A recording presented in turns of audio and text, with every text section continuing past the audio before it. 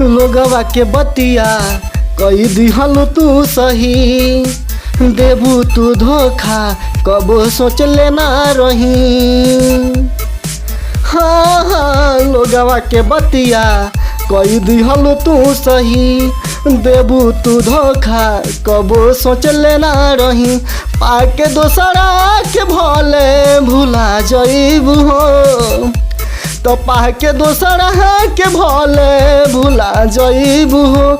आँख से आँख अब ना मिला पैबू हो, आँख से आँख अब ना मिला पैबू हो। हर बात पर हमरा से तू तो करत रहलू वादा, सच कहलू कम हमसे झूठ बोललू ज्यादा, झूठ बोललू ज्यादा।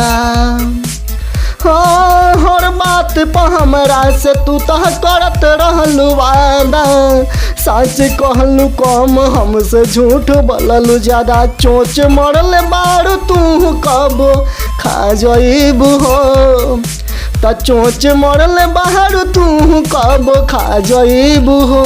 आँख से आँख अब ना मिला पैबू हो, आँख से आँख अब ना मिला पैबू हो।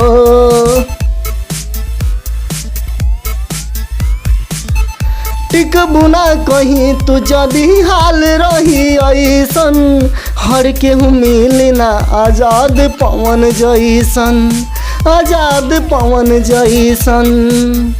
हो टिकबू ना कहीं तू जदी हाल रही ऐसन, हर केहू मिली नार या तुलसी जैसन।